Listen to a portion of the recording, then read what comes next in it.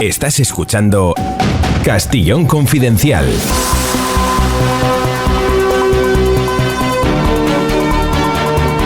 ¿Qué tal, amigos? ¿Cómo están? Un abrazo fuerte a la gente bien informada. Bienvenidos, curiosos, dudosos, conspiranoicos, pero con rigor, y gente que no se cree nunca la versión oficial. Gracias por estar ahí. En las emisoras de Decisión Radio estamos cada día, y en Gran Vía Radio Barcelona a las 6 de la tarde, BOM Radio Benidorm a las 11 de la mañana y 8 de la tarde, y Radio Montaña Leonesa a la 1.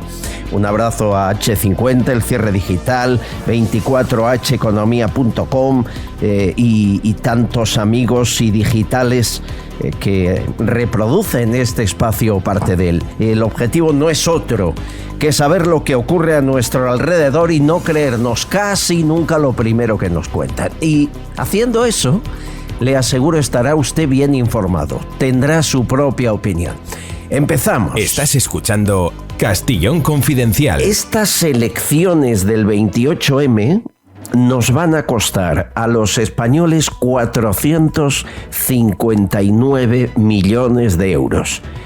459. Es lo que cobran los partidos políticos en subvenciones. Está así establecido en la Ley General de Partidos, y con ese dinero han de cubrir autonómicas, municipales y generales.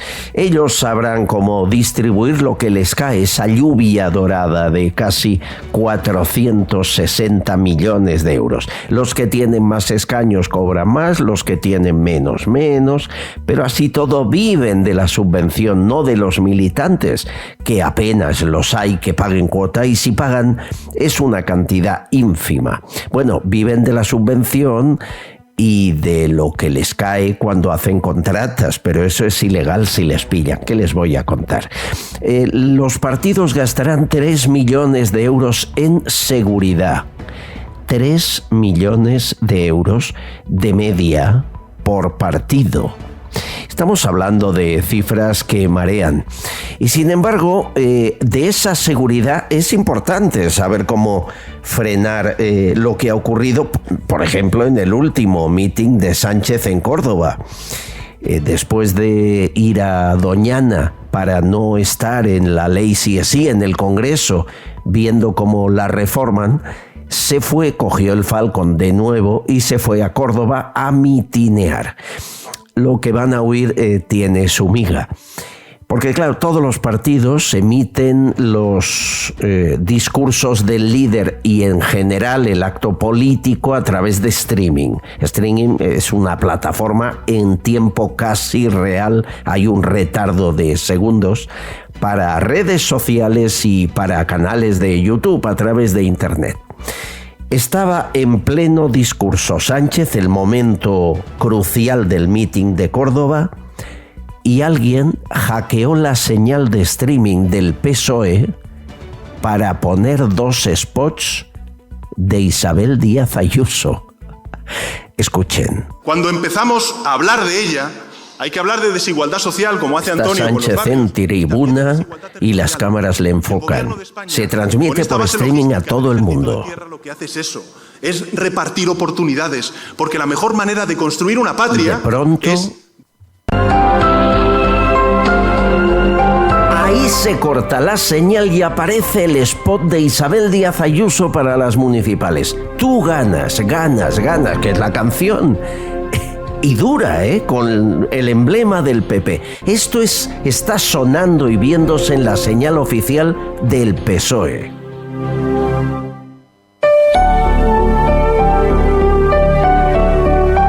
Base logística del ejército de tierra. Y ahí vuelve la voz de Sánchez y como si no hubiera pasado nada. Le pueden llamar equivocación o hackeo. Lo cierto es que me dicen que esto con el phishing no es tan complicado, es decir, con un correo electrónico que mande alguien que esté manejando ese streaming, lo abra y a partir de ahí tenga acceso a los mandos de control del streaming como para introducir un vídeo cuando le da la gana. ¿Estamos ante eso? ¿Estamos de verdad ante hackers en campaña electoral?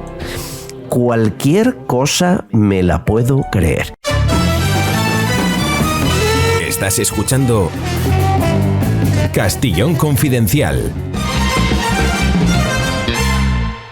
Pide Taxi, la mayor flota de taxis de España. La rapidez y calidad del servicio está garantizada.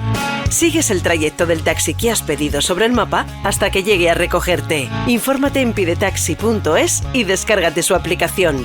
Garantizan el precio máximo de tu trayecto y puedes pagar con su aplicación con total seguridad. Descárgate la aplicación de Pide Taxi. La modificación de la ley Sí es Sí está provocando algunos cambios legislativos importantes. Nos los explica Serafín Giraldo, inspector de policía, portavoz de H50. Hola, Serafín. Muy buenas, Albert. Sin duda alguna, la noticia del día, más bien la noticia de la semana, es la modificación de la ley del solo sí es sí en el Congreso. Se ha iniciado un trámite que posiblemente acabe con éxito en el Senado y tengamos una nueva ley o una modificación de la ley del solo sí es sí. Esto no va a evitar, evidentemente, que se sigan revisando sentencias por los delitos previos a la entrada en vigor de esta nueva ley. Pero bueno, el mar es menor cuando por fin se pone remedio a lo que estaba pasando, una reducción de penas para violadores y agresores sexuales. Volvió a salir a relucir en el Congreso el tema del consentimiento, el debate absurdo sobre el tema del consentimiento. El consentimiento lleva vigente en el Código Penal desde que el Código Penal se tipificó allá por el año 1822. Ya era el pilar fundamental. La falta del mismo, evidentemente, conducía a la tipificación de un delito contra la libertad sexual. Si no hay consentimiento, es lógico que no hay delito, y lleva siendo así desde todos los tiempos, desde que el Código Penal es Código Penal. Pues bien, dejando estas absurdeces aparte, es cierto que han vuelto o volverán a aumentar las penas. La agresión sexual sin violencia, lo que era antes abuso, ya tendrá una pena máxima de 4 años de prisión. La violación subirá de hasta los 12 años de cárcel. La violación con violencia o intimidación también de 6 a 12 años cuando la víctima tenga anulada su voluntad por cualquier causa. Y las agravantes también aumentarán a penas de hasta 15 años de prisión por delitos contra la libertad sexual. En definitiva, volvemos a lo que era antes la ley de los delitos contra la libertad sexual. Entonces la pregunta que quiero dejar es: ¿para qué se ha hecho el cambio? De verdad es para reflexionar. ¿Para qué se hizo el cambio legal? ¿Para qué se promulgó la ley del solo sí es sí? Es una pregunta que quiero dejar abierta. Esto es absurdo.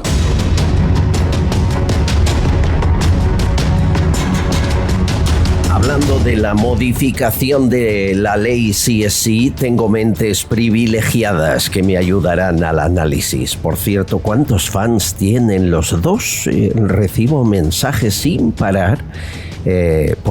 Me hablan cosas maravillas de Celia Cánovas por su apoyo a las familias que les han quitado los hijos, los servicios sociales, y se divierten ustedes locura con Eduardo García Serrano. Bienvenidos, ¿cómo estáis? ¿Qué tal, chicos? Muy bien, querido Albert, y bueno, yo encantada de estar con vosotros. Antes de entrar en antena, mi corazón lloraba lágrimas de sangre por la ausencia tan prolongada de Celia en el programa. Por fin, querido Albert, la ha recuperado, ya era hora. Por favor, pero Celia siempre está, lo que a veces no está con usted. Claro, es que eso ya es obsesión, lo suyo empieza a preocuparme. A ver si le aplico la ley sí es sí. No se me, cuidado, no se me obsesione, claro. Vamos, Irene Montero por menos te monta un escrache. ¿Qué les voy a contar? Bueno, acabamos de escuchar la pregunta que hacía Serafín Giraldo es cierta. ¿Para esto tanto lío? ¿Para volver atrás? ¿Por qué no la dejaron como estaba? Que ya estaba suficiente. Tú que eres abogada, ¿necesitaba tal cambio esta ley o no? Para nada. Todos los abogados coincidimos en esto, que no, era absurdo cambiarla. Era absurdo. Es que era incidir en cosas que lo que crean son más confusión y encima, pues ya te digo, de paso le han rebajado la pena a los abusadores. Hombre, más de 100 en la calle, más de 1000 con rebaja. Pero vamos, es que es una cosa que nos cuesta creerlo, ¿no? O sea, y el problema que ya esta ley ha producido ya unos daños irreparables, porque no pensemos que con la promulgación de una nueva ley quedan sin efecto estas mejoras de condena que han habido. O sea, en todas las aplicaciones, o sea, piensa que se aplica la ley más favorable siempre en derecho penal. Por lo tanto, hasta que se promulgue la nueva ley, mientras tanto seguirán saliendo. Es decir, reduciéndose si las hay condenas. 3000 y pico, que es lo que hay en las cárceles españolas, agresores sexuales, bueno, pues hasta que los 3000 y pico no se beneficien, este goteo no acaba. No acaba. Lo que eso impedirá es que se sumen más, pero el goteo de lo que hay hasta ahora no acaba. Además, un abogado está obligado a decirle a su cliente que puede beneficiarse de esta ventaja legal. Claro, por eso estamos. Es que claro, por eso estáis estamos obligados, ¿no? Bueno, a mí me gustó mucho el momento emocionante de Irene Montero. Es mi peor día. Escúchenla en el estrado. Hoy es un día triste, seguramente el día más difícil que yo he vivido en este Parlamento como ministra, y creo que también para todas las feministas de esta Cámara y fuera de ella, al menos de esta legislatura. Costó muchos años de movilizaciones, de lucha feminista, de trabajo en el Gobierno, de trabajo también en este Parlamento, poner el consentimiento en el centro. Y la reacción a esta ley... Esto es mentira, ya lo acaba de contar Serafín, pero cualquier abogado lo sabe. El consentimiento está desde 1800, es decir, desde... Es verdad, claro. Pero cree que lo ha traído ella. Esto es enfermizo, Celia. ¿Qué le pasa? Delira, esta mujer delira. O sea, está los aires de grandeza que tiene. Era tu jefa delirante, pero tu jefa. Mira, no me hables, no me lo recuerdes. Acércate al micro, que siempre cuando hablamos de Irene Montero te vas, no, acércate. Es que me indigno. Afronta con valentía que tú militabas ahí, que tú le dabas pasta al partido. Ay, dilo. Mira, no me lo recuerdes, no me lo recuerdes. Tendrás que pasar el infierno de este programa para volver al reino. Me estáis castigando por esto, ¿no? Claro. A ver, es una cosa tremenda. O sea, yo veo esto y me pongo... Es que me coge dolor de estómago. O sea, esto es una reacción infantil de una persona que no tiene nula formación, ¿vale? Nula formación, nula preparación, y además no tiene ni la honradez ni la decencia de dimitir, que es lo que tenía que haber hecho. Esta señora no tiene ningún tipo de autoridad moral para hablar en nombre de las feministas, ni de las víctimas de estos gravísimos delitos. E inventa, lo que no saben es como, yo recuerdo por ejemplo un caso de la mejora que hicieron de la ley de arrendamientos urbanos, que tiene nada que ver con el tema este, pero decían, hemos conseguido que se aplique, que solamente suba el IPC. Digo, pero esto es, a ver, ¿me toman por idiota o qué? Pero si todos los contratos se regulaban que se aumentaban por el IPC, ¿pero qué me están explicando? Sí. Es que solamente las fianzas, no sé qué. Digo, pero a ver, pero estos señores han firmado alguna vez han buscado piso alguna vez. Digo, pues si el propietario te dice, no, un mes de fianza, pero te voy a pedir 5 adicionales. ¿Qué pasa? Que esto no... A ver, la ley que han hecho no mejora nada la vida ni de los propietarios ni de los inquilinos. Ahora van a hacer otra que va a ser peor, que otro día ya hablaremos. Pero esto del sí es sí es más de lo mismo. Es inventar. O sea, el consentimiento en el centro de la ley. Pero vamos a ver, ¿pero usted nos toma por idiotas o qué? Bueno, lo curioso, mi querido Eduardo García Serrano, es que este partido nació en la Complutense con profesores de universidad. Entonces, a mí me da miedo lo que estén enseñando alguno de ellos, ¿no? Miedo no, Albert. Pánico. ¿Verdad? pánico. Claro. O sea, la Facultad de Ciencias Políticas de la Universidad Complutense de Madrid es un Stalingrado low cost, en el que se emponzoña, se envenena a los estudiantes y allí no ser de izquierdas, no digo ya ser de derechas, no ser de izquierdas es un delito. Es un delito castigado como los comunistas en los años 30 y en los años anteriores a la década terrible de los 30 en toda Europa, castigaban, que es con la muerte. Hoy lo castigan con la muerte civil. Hoy lo castigan con la muerte civil. O sea, es tremendo. No os podéis hacer una idea lo que es esa facultad de ciencias. Sí, pero gente tan poco instruida está dictando leyes, ¿cómo no vamos a tener errores? Y luego la soberbia, porque de esta ley habían 13 informes que decían que esto iba a ocurrir. Es lo que el gran socialista español Julián Besteiro dijo de los comunistas y sus compañeros de cama del Partido Socialista: habéis construido un Himalaya de mentiras. Sí. Un Himalaya de mentiras. Todo es mentira y aquí no hay términos relativizables. Todo lo que se les cuenta a esos chicos en la Facultad de Ciencias Políticas de la Complutense de Madrid es una mentira gigantesca muñida por el Partido Comunista. El Himalaya de mentiras de Julián Besteiro. Y como apuntaba antes con más ciencia que un servidor de todos ustedes, mi queridísima Celia, la ley del sí es sí está basada en una mentira, que era la ausencia de consentimiento. Lo ha dicho ella muy bien, Celia. Pero si el consentimiento es la base del derecho. Claro. Sin consentimiento no hay compraventa. Sin consentimiento no hay matrimonio. Que el matrimonio civil es el imperante, el importante, el matrimonio del Estado. El religioso es una cuestión espiritual y personal de cada cual. El que cotiza es el matrimonio civil. Sin consentimiento no hay nada. No hay nada. No hay más que imposición, brutalidad, salvajismo, ausencia de derecho. Ausencia de derecho. Si no hay consentimiento, hay salvajismo. Sí. Quiero que escuchen también a Ana Oramas. Ya saben, se puso muy intensa contra Montero e Irene Montero, desde el escaño de ministra, la increpaba aunque no se la oía. Oiga, su ministerio, señora ministra, ¿por qué no pone una partida presupuestaria para que todas las víctimas que quieran recurrir se le financien? Recurran ustedes, hombre, ya está bien. Y encima querían que esperaran. Y encima ayer amenazando diciendo que va a haber una oleada de nuevos recursos y de nuevas encarcelaciones gracias a esta modificación. Termino ya, señora presidenta.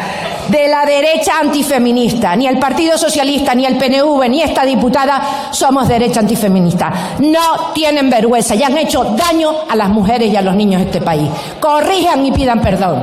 Gracias, señora presidenta. Gracias, señora Oramas.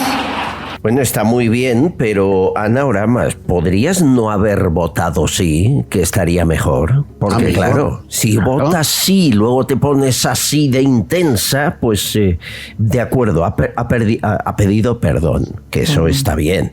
Pero votó sí, igual que Ciudadanos, que han votado sí, Albert, que hay que recordarlo, Eduardo. Querido Albert, mira, a mí lo de pedir perdón, en fin, el perdón se pide en el confesionario, y si eres creyente. En política no hay perdón que valga, hay dimisiones. Correcto. ¿Dimisión? Hay dimisiones. ¿Qué coño es eso de salir a la tribuna después de haber votado sí a la ley del sí es sí, a pedir perdón? Pero es que no te la leíste, Acémila, no te la leíste, votaste que sí un texto que no te habías leído. Es posible, ¿eh? Cuidado. ¿Cómo que perdón? ¿Cómo que perdón? El perdón. Te cae bien Ana Oramas, veo que es amiga tuya. Sí. esta era muy pero es importante porque Ana Oramas es un personaje importante en la política, pero ha metido unas patas hasta el corvejón más de una vez y en cambio tiene una imagen pública impoluta. Oye, menos gesto y más leerse lo que vota, creo yo, ¿no? Porque no me gusta. Hoy está siendo trending topic, ayer también y el fin de semana, todo lo de Ana Oramas. Bueno, que no olviden que votó que sí, oye, que parece aquí que nos olvidamos de todo. Bueno, la ley reformada, el ridículo hecho y veremos qué ocurre. Yo quería hablar de lo que está ocurriendo por quinta vez, señores, exhuman los restos de José Antonio Primo de Rivera.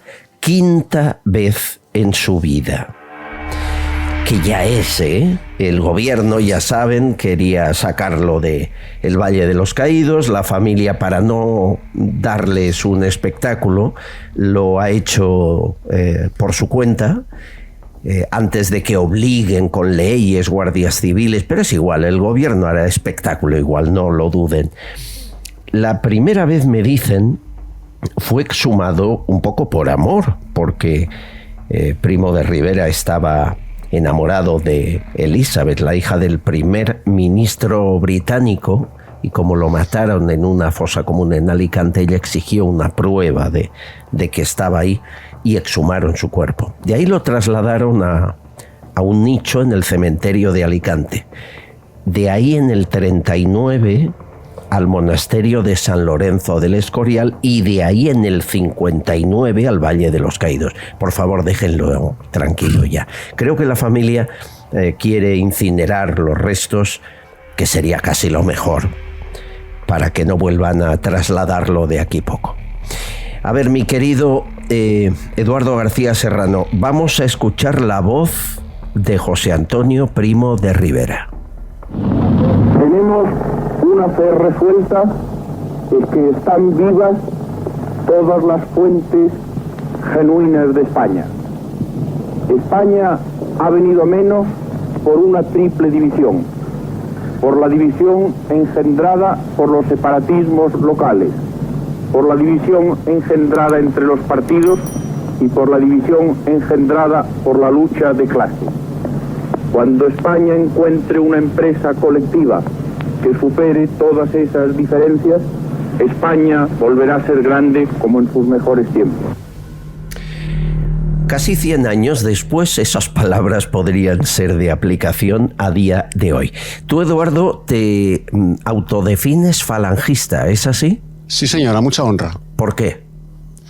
Bueno, yo no he encontrado a lo largo de mi provecta vida ya, intensa vida de lectura y de curiosidad e investigación intelectual, una doctrina política que supere a la del hombre que acabamos de escuchar, tanto en la grandeza de la metapolítica como en la grandeza de la política social efectiva a pie de calle.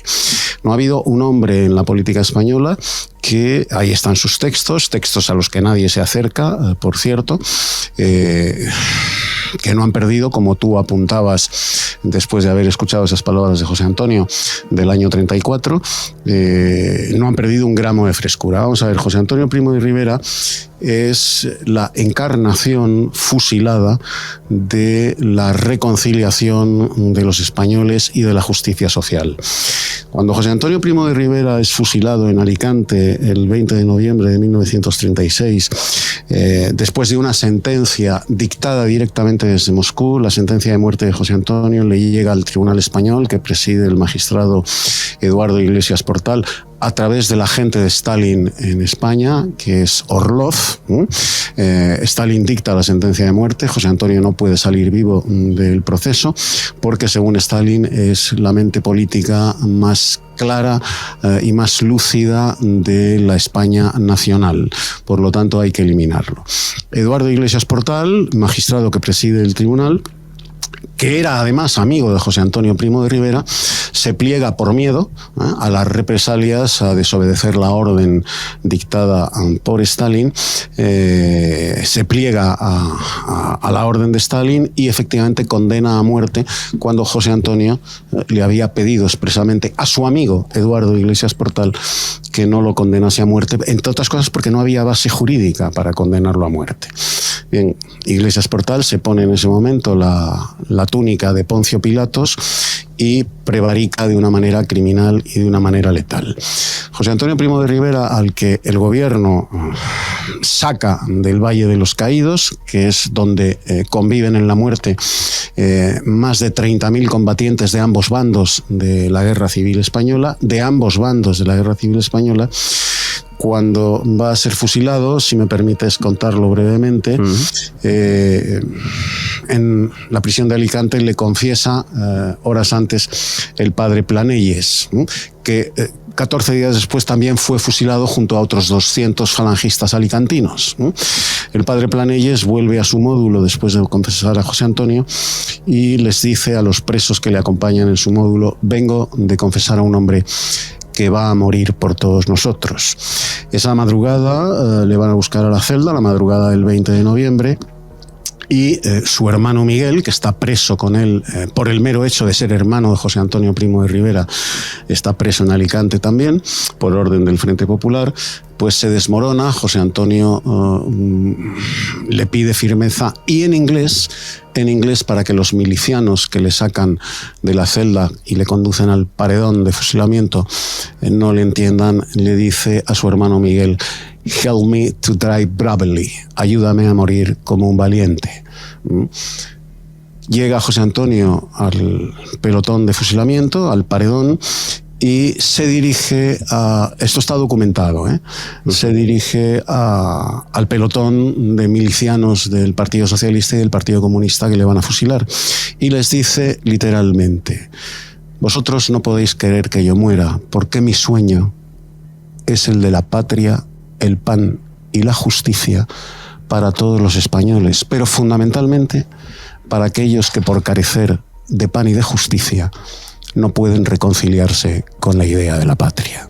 En ese momento ocupa su lugar en el pelotón, en el paredón, en el que le esperan 2 requetés y otros 3 falangistas más. Y se da la orden de fuego y es fusilado, cumplimentando la orden venida directamente desde Moscú y trasladada al gobierno del Frente Popular por el agente de Stalin en España, que era Orlov. A partir de entonces comienza la elaboración del mito que ha perturbado la figura de José Antonio Primo de Rivera. Para unos un fascista irredento y para otros un arcángel. No era ni una cosa ni la otra. Era un brillantísimo abogado, colega de Celia, hijo de don Miguel Primo de Rivera, que queda deslumbrado, terroríficamente deslumbrado ante las condiciones, como él mismo dice, las condiciones infrahumanas en las que millones de españoles estaban viviendo. Y mi lucha, la lucha de la Falange, es para redimir a esos millones de españoles que viven en condiciones infrahumanas. De ahí la prodigiosa doctrina de justicia social de la Falange, que aplicada durante el régimen de Franco, bien es cierto que en pequeñas dosis, pues consiguió, por ejemplo, ahí están los textos de José Luis Arrese, crear desde 1950 a 1975 5,5 millones, ahora que está tan de moda, 5,5 millones de viviendas sociales, a las que los trabajadores españoles pudieron acceder sin necesidad de pedir hipotecas, sino a través de un descuento mínimo en sus nóminas de una letra del piso que oscilaba entre las 200 pesetas y las 1.000 y pico pesetas. 5,5 millones de viviendas sociales. Ahí está la gran obra de la seguridad social española, creada también por los falangistas del régimen encabezados por José Antonio Girón de Velasco, por ejemplo. Y por citar, la opinión pública, hoy tú hablas con un chico joven o de mediana edad y identifica a Primo de Rivera con Franco, porque Franco utilizó a Primo de Rivera como mártir. Me asegura gente, historiadores que conocen mejor este pasaje histórico, que si hubiese sobrevivido a la guerra, seguramente hubiese sido antifranquista Primo de Rivera. Bueno, vamos a ver, José Antonio Primo de Rivera y Franco no se llevaban bien en absoluto. Sin dejar de reconocer el uno y el otro los méritos del otro y las virtudes del otro, no se llevaban bien. Don Ramón Serrano Súñer organiza un encuentro que acaba en fracaso entre los dos en su casa de la calle Ayala de Madrid, y ese encuentro acaba como el Rosario de la Aurora, porque Franco y José Antonio no se entendieron. Y era la única vez que se habían visto, porque se conocieron en la boda de Serrano Súñer, quedaron en esa reunión en un piso del barrio de Salamanca y no volvieron a verse. No volvieron a verse. O sea, que esa relación de que, que Franco utilizó absolutamente como mártir su figura en su beneficio. Efectivamente, o sea, Franco es hasta el punto de que lo entierran a su lado en el Valle de los Caídos, ¿no? De que maldita gracia le haría a Primo de Rivera si pudiera elegir, seguro. La Falange, Franco es perfectamente consciente, porque era de todo menos tonto, es perfectamente consciente de que la Falange pasa en apenas unas semanas de ser un partido absolutamente minoritario, sin representación parlamentaria, porque a José Antonio se le impide presentarse a las elecciones de febrero del 36, las que gana el Frente Popular.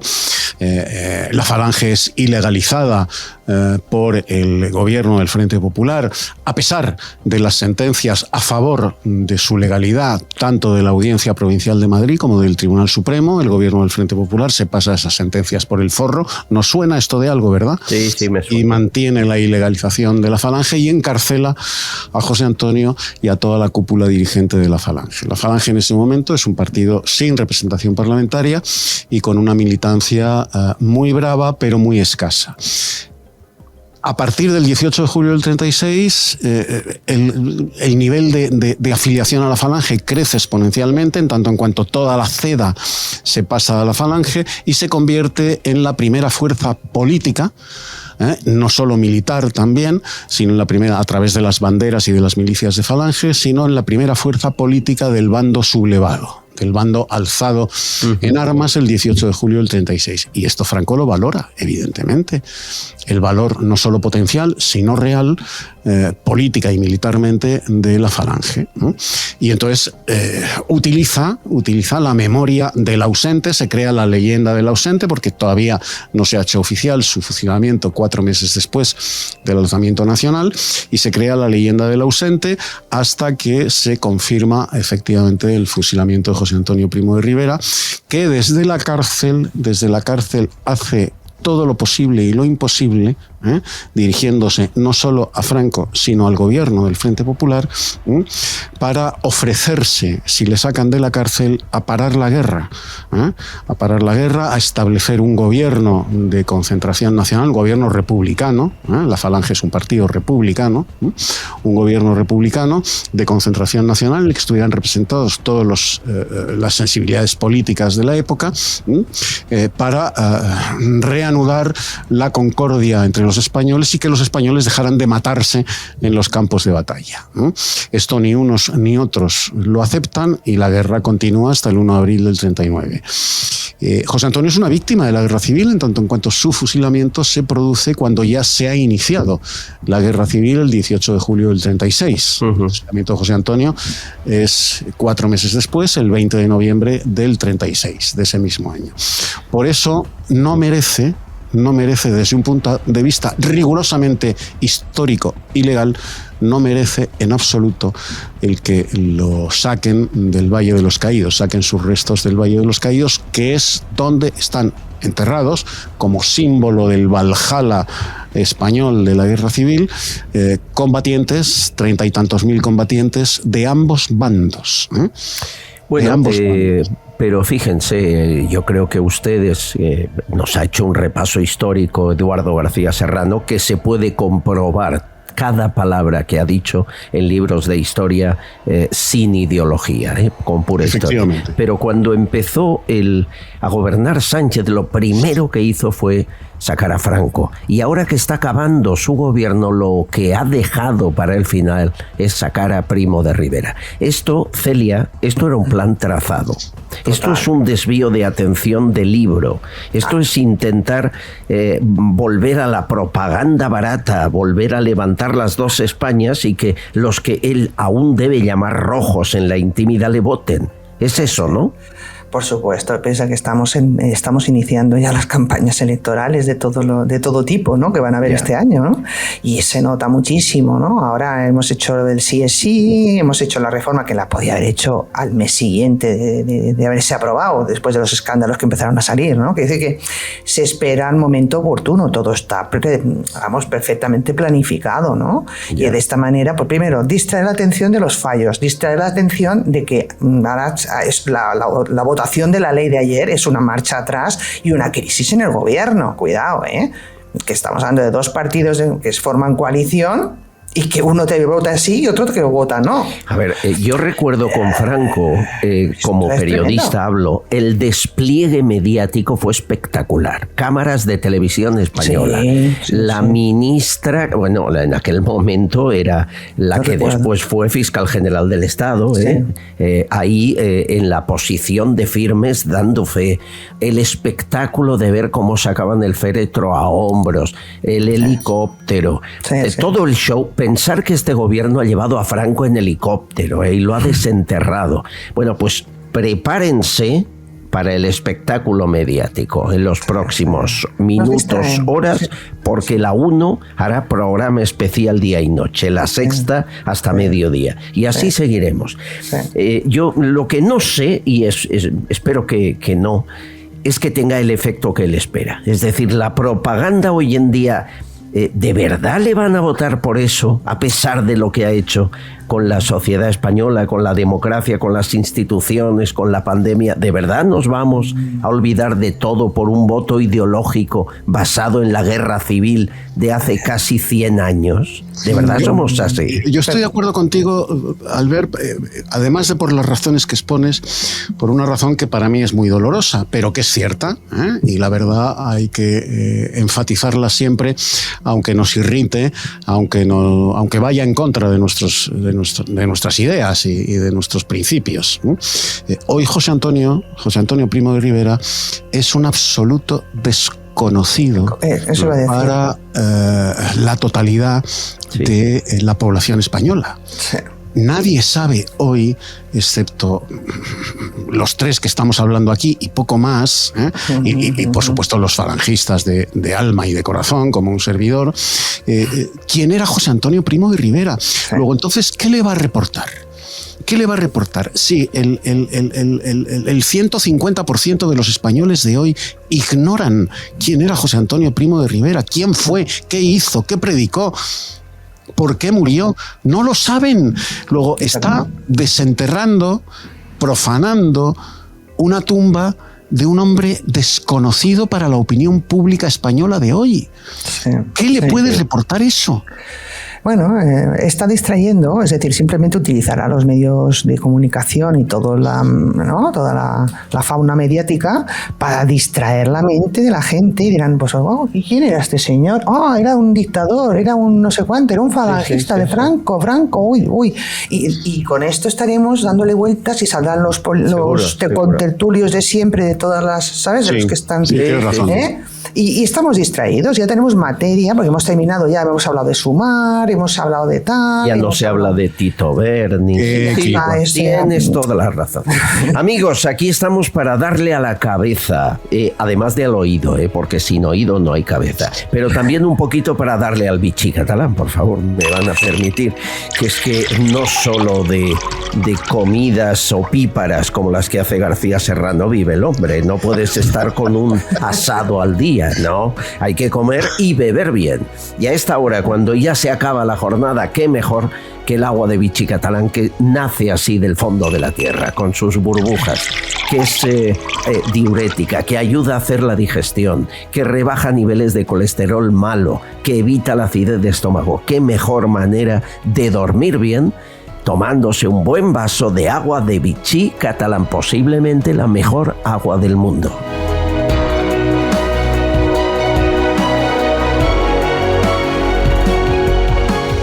En Radioteléfono Taxi te informamos del precio máximo de tu trayecto y sabrás lo que vas a pagar. Llámanos al 91-547-8200 o descarga Pide Taxi. Más información en rttm.es.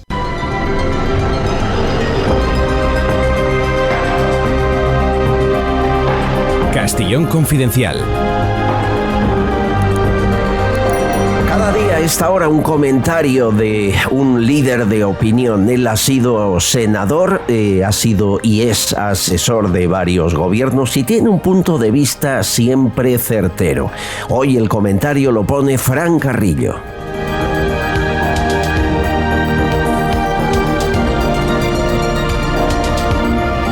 Las rebajas políticas no tienen nada que envidiar a las que cada año arrasan los comercios y grandes superficies de nuestro país.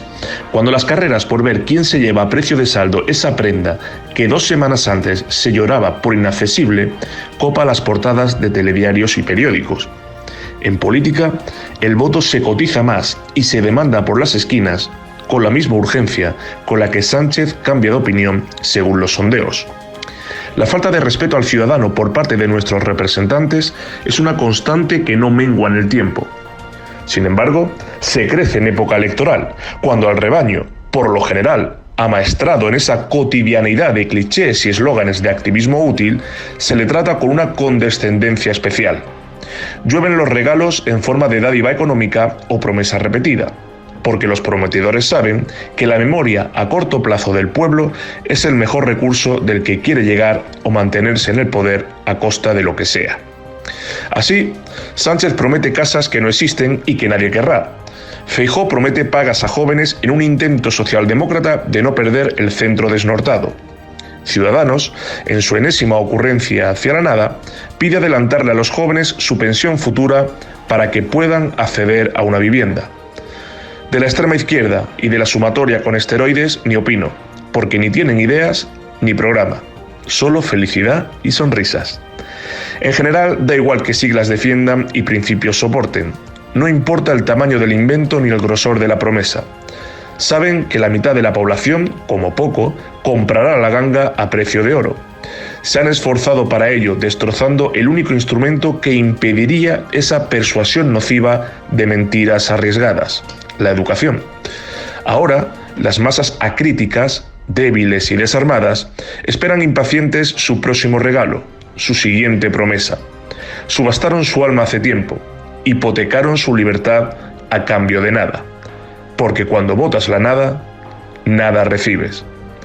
Ya lo dejó escrito el filósofo francés D'Alembert: la guerra es el arte de destruir hombres, la política es el arte de engañarlos. Que pase la siguiente promesa. Aquí seguimos con Eduardo García Serrano, con Celia Cánovas y con... me gusta mucho, esta semana hemos vivido en las últimas horas un momento precioso, que es Yolanda Díaz bajándose las opiniones. Yolanda Díaz con Évole, escuchen. Marruecos también es lo que es, ¿no? Por ser una dictadura. Marruecos es lo que es, le pregunta Évole. ¿Qué es? Una dictadura. Tic-tac, Marruecos. Cuidado, Sánchez, todas las alarmas, cuidado, que es quien manda a Sánchez, quien ordena y manda a Sánchez. Inmediatamente coge el teléfono, llama a Yolanda y dice: pero tú estás tonta, ya estás rectificando. Y a las pocas horas, Yolanda Díaz habla así. ¿Sigue pensando que Marruecos, que es un Estado miembro, es una dictadura, o si se retracta usted de esa opinión? Muchas gracias. Lo que quiero decir justamente porque hoy estoy en la ONU, que le quiero dar las gracias a Marruecos porque ha defendido y ha acompañado no solo al gobierno de España, sino al resto de peloteo y más peloteo, bajándose las opiniones, Yolanda Díaz. Bueno, esto es política, señores. Aquí se ve quién manda en España. Eduardo, ¿quién manda en España? Dilo tú. El sultán de los creyentes, Mohamed VI. Uno de los hombres más ricos del mundo y más corrupto. Del mundo, efectivamente. Y un tirano premedieval. En la Edad Media había derechos. Bueno, él es un tirano premedieval. Pero dicen que son descendientes naturales de Mahoma. Sí, claro. Por eso es el sultán de los creyentes. En Marruecos no solo es el rey, sino que además es el sultán de los creyentes. Claro. Es el amo y señor de los musulmanes marroquíes. El amo y señor, en sentido premedieval. Sí, está clarísimo. Pero además esto está, ya no solamente lo que quieres decir, sino la retirada, o sea, el retracto, ¿no? O sea, el retranqueo que hace Yolanda, ¿no? De sus palabras. Esto dice mucho de lo que espera de ella Pedro Sánchez, ¿eh? Es decir, esta famosa, este partido que no se sabe bien lo que es, ¿no? Y el apoyo que le va a dar, porque la va a tener de muleta. Bueno, está clarísimo el pacto a que han llegado. Es que lo ha demostrado con estas palabras, ¿eh? O sea, Podemos, ya veremos qué hace después de esto. Si se sigue apoyando, se unen con, como dicen ellos, ¿no? Con Sumar para no perder voto de la izquierda del PSOE, o van a la suya. Pero ya se sabe que esto va a ser como un blanqueamiento, un partido blanqueador del PSOE. Bueno, según el CIS de Tezanos, que es como decir, según mi prima la del Quinto, quedaría 5 décimas Vox por encima de Sumar. Pero también quiero recordar que Tezanos influyó en Más España, en el partido de Rejón, y decía que estaba como tercera fuerza política y luego solo sacó 2 diputados. Entiendo que aquí yo no me creo que esté a 5 décimas de Vox. Creo. Esa encuesta del CIS sale precisamente, fijaos, en política no hay casualidades, ¿no? Sale precisamente el día que en el Congreso de los Diputados a Yolanda Díaz, a Irene Montero y a Ione Belarra les dan la puntilla votando la reforma del sí es sí, el PSOE, que es el principal muñidor, junto al Partido Popular. Bueno, pues nada más darles la puntilla a estas 2 tarifadas de Podemos, pocos minutos después sale la encuesta del CIS sentenciando a muerte electoral a Podemos y aupando hasta unas décimas de Vox a ese ectoplasma, porque no es otra cosa. Sumar es un ectoplasma. No existe. Es un espejismo que no tiene base. Es el humo convertido en hormigón armado por obra y gracia de Pedro Sánchez, nada más. Ese comunismo cursi, ese comunismo de Epi y Blas, de Barrio Sésamo, que predica Yolanda Díaz, que se dirige a todos nosotros como si fuéramos tolilis todos, como si fuéramos retrasaditos que nos llevan de excursión, siendo la madre superiora Yolanda Díaz. Ese comunismo es el que patrocina sin base política, sin estructura política ninguna, Pedro Sánchez. Y el CIS, el mismo día que se le da la puntilla a estas 2 destarifadas, a estas 2 acémilas de Podemos, que son Irene Montero y la Belarra, saca la encuestita en cuestión. Sí. Bueno, a mí me ha gustado mucho lo que vuelvas a emplear la palabra tolili, de la que soy fan, y la expresión a la que se refería, lo de Barrio Sésamo, lo de que nos sacan de excursión, pues aquí tienen un ejemplo. Hola a todos y a todas. Solo necesito un minuto de tu tiempo. Como sabéis, el pasado domingo en Magariños hemos iniciado un ilusionante camino colectivo. Sumar es un proyecto ciudadano y político para ganar el país. Un proyecto de esperanza para el futuro que quiere seguir sumando sumando. Y como he dicho siempre, en Sumar cabe todo el mundo. Este domingo he dado un primer paso importante, un paso para ser la primera presidenta de nuestro país. Para seguir adelante te necesito a ti. Quiero pedirte una cosa muy sencilla. Únete a sumarfuturo.info y dona para lograr nuestro primer objetivo, 100.000 euros. Ya estamos prácticamente a la mitad. Sumar es un proyecto autónomo y para seguir siéndolo necesitamos tu ayuda. Con tu ayuda construiremos un país mejor. Gracias, gracias y gracias. Vamos a hacerlo juntas y juntos. Estoy convencida de que vamos a seguir sumando. Qué bonito, ¿eh? Te dan ganas de darle pasta. Es que yo estoy a punto ya de cursi como ella sola.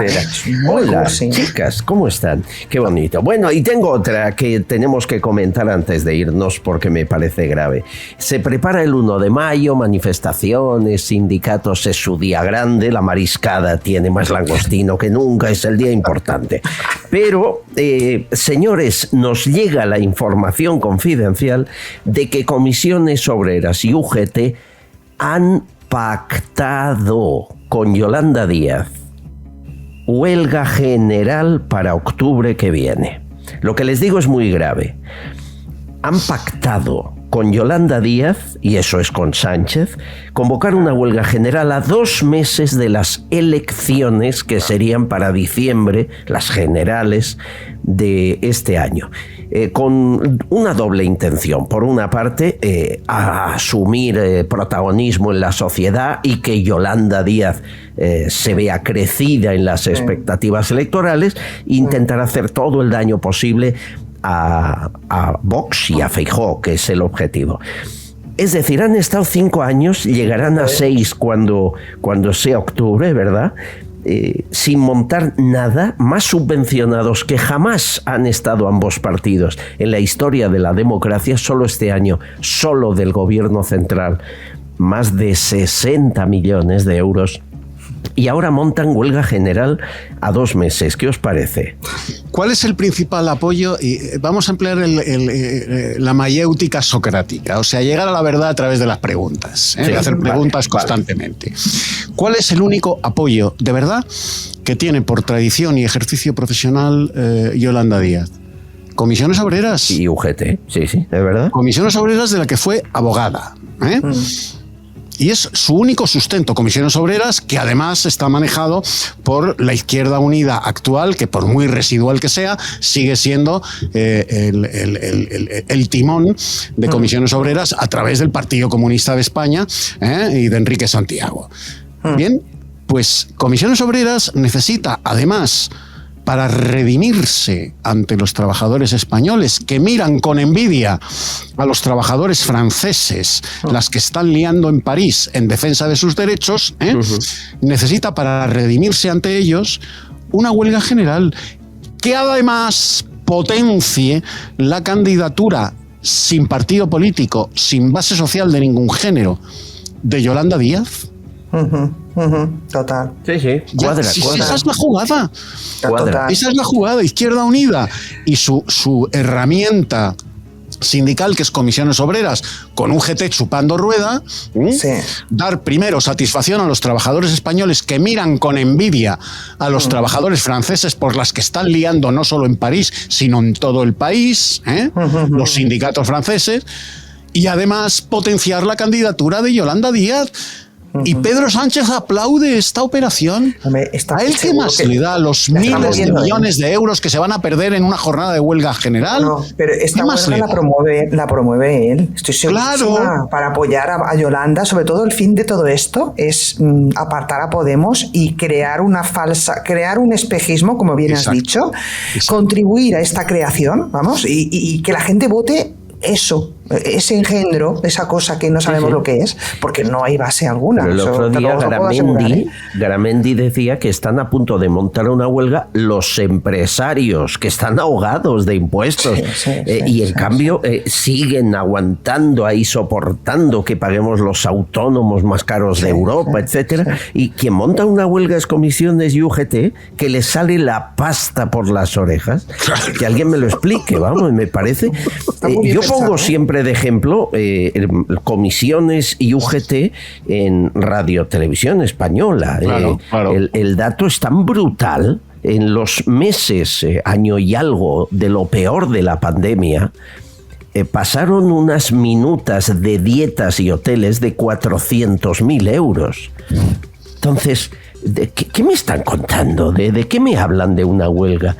En 2 años, en pandemia y en confinamiento, comisiones y UGT pasó una minuta y se la pagaron de 400.000 euros solo por estar en Radio Televisión Española. Claro, le preguntamos, ¿y dónde iba a comer? Al piso de abajo de su casa, si estaba confinado, ¿no? ¿Dónde viajaba? Claro. ¿En qué viajaba? Si no podíamos. Eso es comisiones y UGT. Nos da mucha pena, pero eso es. Yo espero que también los trabajadores, sé que no van a secundar la huelga, pero sé que los que viven de la subvención sí. Y quizás son tantos y suficientes para cortar la Castellana y la Diagonal en Barcelona. No me cabe duda. Puede ser. Ay, yo que quería irme hoy con buen humor, porque era un día que está Eduardo, que está Celia, digo, ya vamos. O sea, pero no me dejáis. No hay nada bueno en este país. La culpa es tuya. Bueno, no hay nada bueno. Bueno, sí, hay una cosa muy buena, que es el vídeo del Real Madrid sobre la auténtica historia del Barça. Hombre, ya sabía yo que querías hablar de ello. Oye, yo he estado en Barcelona esta semana y allí cuentan la historia al revés, claro. Y dicen, sí, bueno, pero es que ganó más ligas el Real Madrid que el Barça. Déjame que apuntale el vídeo del Real Madrid sobre el Por Barça, favor. que es cierto de principio a fin, con un dato que no ha incluido Florentino en el vídeo. El máximo goleador del Fútbol Club Barcelona hasta que llegó Messi, se llamaba Paulino Alcántara. Vamos a ver, Laporta.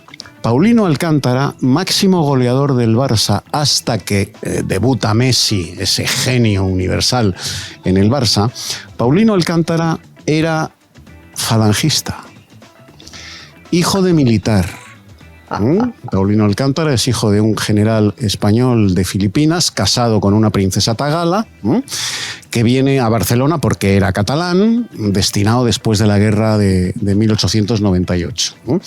Y Paulino Alcántara, que es hijo de este matrimonio de general catalán y princesa tagala, pues es el máximo goleador del Barça. Él es falangista, fue uno de los jefes de la falange de Barcelona y por ende del resto de Cataluña, antes, durante y después del alzamiento, y además uno de los grandes médicos urólogos con consulta en Barcelona. Llegó a ser seleccionador nacional español, Paulino Alcántara, y un catalán de adopción, catalán por nacimiento, pero de adopción porque él nace en Filipinas, y es el máximo, Laporta, jódete, un falangista, el máximo goleador del Barça hasta que llegó Messi.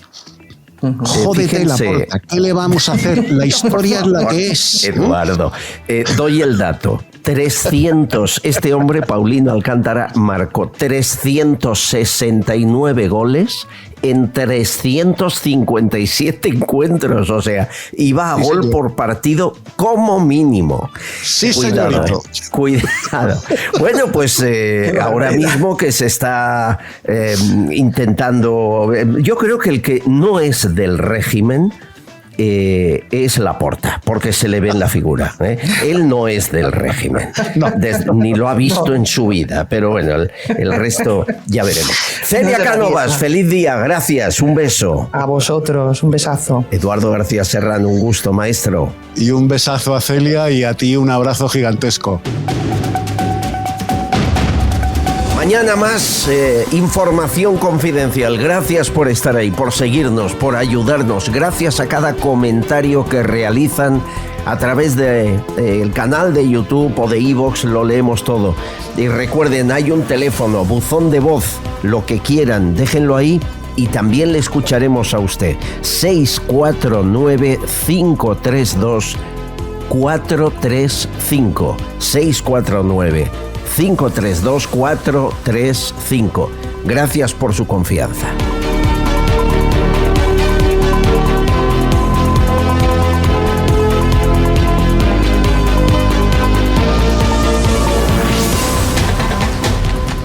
Estás escuchando Castellón Confidencial. Sucesos, entrevista, debate.